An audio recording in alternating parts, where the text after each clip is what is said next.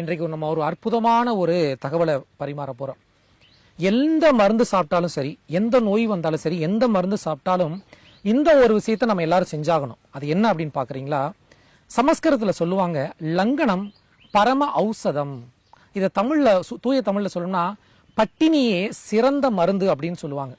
இது நான் கிட்டத்தட்ட ஒரு 10 வருடத்திற்கு முன்னாடி வட இந்தியா போயிருந்த பொழுது அங்க ஓம்காரீஸ்வரன் ஒரு இடம் இருக்கும். அங்க சந்நியாச மடம்னு ஒரு மடம் உண்டு. அந்த மடத்தினுடைய துணை மடாதிபதி ரொம்ப இளமையானவர், வயது குறைந்தவர். அவரை நம்ம சந்திக்க வாய்ப்பு கிடைச்சது. அப்ப ஒரு 3 நாட்களாக சுவாமி சாப்பிடாம இருக்காங்க, அடுத்தபடியா மௌனபுரத்துல இருக்கிறாங்க அப்படின்னு சொன்னாங்க. இன்னைக்குதான் மௌனத்தை கலைச்சிருக்காங்க, நீங்க போய் பாருங்கன்னு சொன்னாங்க. நான் போய் பார்த்தோம். ரொம்ப அமைதியா அன்பானவர், நல்ல பக்குவத்தில் இருக்கும்போது அவர் என்கிட்ட சில விஷயங்கள் பகிர்ந்து கொண்டார். நான் கேட்டேன், ஏன் சாப்பிடாம இருக்கேன்னப்ப, எனக்கு காய்ச்சல் வந்துச்சு, உடம்பு சரியில்லை, அதுக்கு நான் எந்த மருந்து எடுத்துக்கொள்ளவே இல்லை, 3 நாட்களாக நான் மௌனமாக இருந்தேன், எந்த உணவும் எடுத்துக்கொள்ளவில்லை, சுடுதண்ணி மட்டும்தான் எடுத்துக்கிட்டேன், இதுவே போதும். அப்பதான் அந்த ஒரு வார்த்தை என்கிட்ட சொன்னாரு, லங்கனம் பரம ஔஷதம்.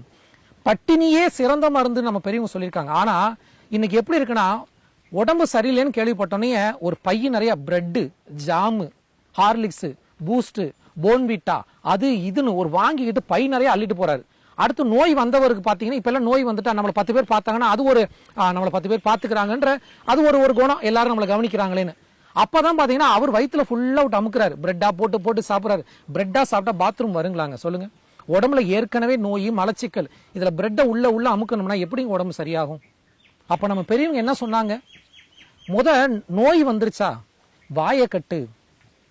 வள்ளல் பெருமான் சொல்றாரு, இந்த தேக நஷ்டத்திற்கு காரணம் எது தெரியுங்களா? இந்த தேக நஷ்டத்திற்கு முதற் காரணமே, இந்த தேகத்திற்கு நஷ்டத்திற்கு முதற் காரணமே இந்த உணவு தாங்க.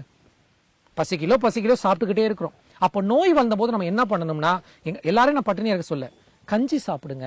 அந்த காலத்துல கிராமத்துல பாத்தீங்கன்னா உடம்பு சரியில்லை, காய்ச்சல்னா சூடா மிளகு சீரகம் போட்டு ரசம் வச்சு சாத்த பிசைஞ்சு ஒரு டம்ளர் கொடுப்பாங்க.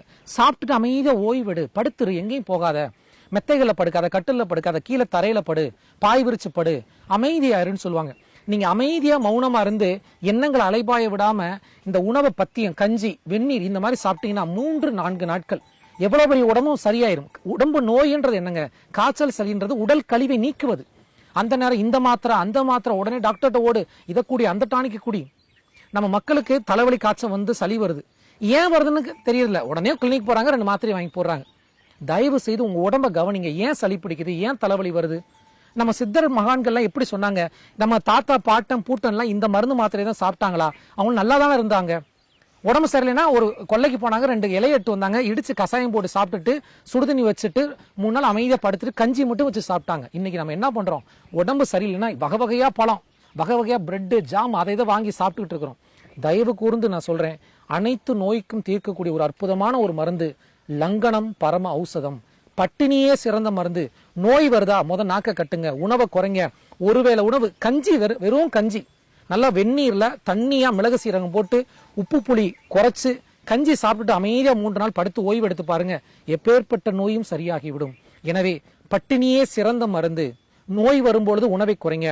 இப்ப நான் சொல்றதை கேட்டு உடனே எல்லாரும் பட்டினியா இருக்கலாமே, சார் எனக்கு சுகர் இருக்கு, பிரஷர் இருக்கு, நான் வயசானவன், சாப்பிடலன்னு எனக்கு மயக்கம் வந்துருமேனா?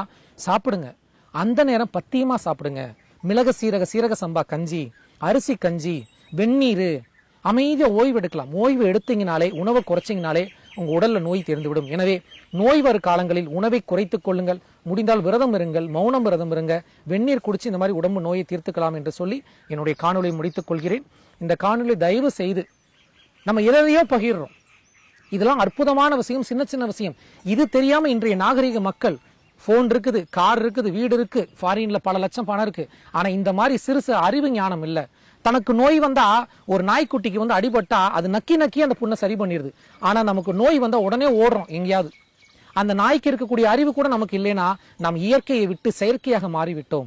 எனவே தயவு கூர்ந்து இயற்கைக்கு திரும்புவோம், மரபை காப்பாற்றுவோம். இந்த காணொலியை பார்க்கக்கூடிய அனைவரும் நம்மளுடைய யூடியூப் சேனலை சப்ஸ்கிரைப் பண்ணி, லைக் பண்ணி, நண்பர்களுக்கு பகிருங்க. நல்லதை பகிர்வோம், நல்லதை செய்வோம். எல்லா உயிர்களும் இன்புற்று வாழ்க. வள்ளல் மலரடி வாழ்க வாழ்க. திருவருட்பிரகாச வள்ளல் பெருமானார் தெய்வ திருவடிகளே சரணம் சரணம். குருவே சரணம், குருவே துணை. அனைவருக்கும் நன்றி, வணக்கம்.